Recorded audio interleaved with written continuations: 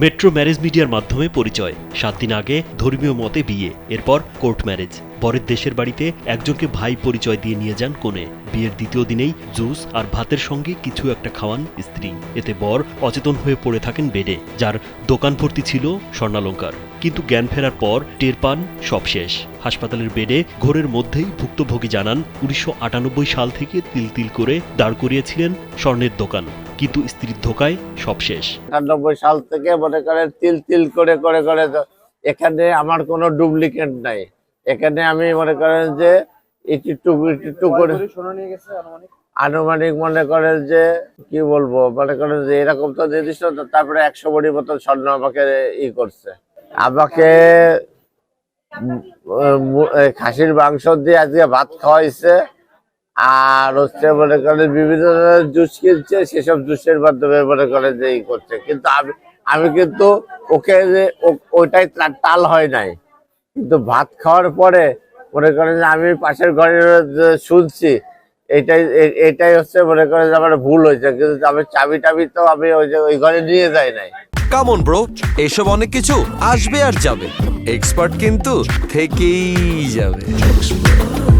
দোকানের সিসিটিভি ফুটেজে দেখা যায় এক ব্যক্তি ভুক্তভোগীর স্বর্ণের দোকান খুলছে, কিছুক্ষণ পর আবার তালা মেরে চলে যান। ভুক্তভোগীর অভিযোগ, পরিচয়ের পর থেকেই কোর্ট ম্যারেজ করার জন্য চাপ দিতে থাকে কনে।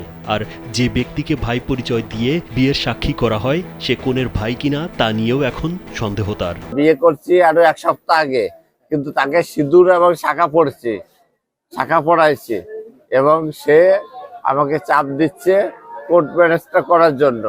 এখন আমি বলছি যে কোর্ট ম্যারেজ করতে গেলে তো সাক্ষী 2-1 লাগে, আর তোমার পরিচিত 2-1 সাক্ষী লাগবে।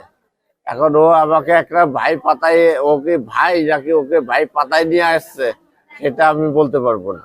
28 অক্টোবর চাঞ্চল্যকর এই ঘটনাটি ঘটেছে খুলনার খালিশপুরে। এ ঘটনায় ভুক্তভোগী স্বর্ণ ব্যবসায়ী গৌতমকে স্থানীয়রা উদ্ধার করে খুলনা মেডিকেল কলেজ হাসপাতালে ভর্তি করেন। জ্ঞান ফিরলেও এখনও স্বাভাবিক হতে পারেননি তিনি। তার এক বন্ধু সন্দেহ প্রকাশ করে বলেন, মেট্রো ম্যারেজ মিডিয়ার এক লোক গৌতমের সঙ্গে এসে সবকিছু দেখে তারপর বিয়ের নাটক সাজিয়েছে এবং লুট করেছে। ইনি হচ্ছে গৌতম দা, আমার বন্ধু।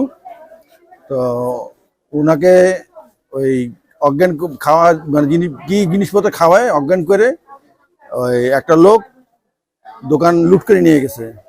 তো এই লোকের একটা গ্যাং আছে হয়তোবা। তো ম্যারেজ মিডিয়া এই মারফত যে কোনোভাবে হোক না ওনার সাথে যোগাযোগ হয়েছে। উনি একদম অচেনা মানুষ তখন।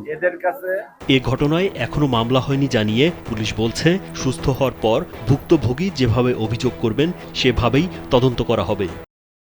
ভিকটিম হচ্ছে চিকিৎসা দিচ্ছি, সুস্থ হওয়ার পরে যেটা অভিযোগ দিক মামলা দিক সেভাবে আমরা ব্যবস্থা নেবো, আর আমরা এটা তদন্ত করতেছি।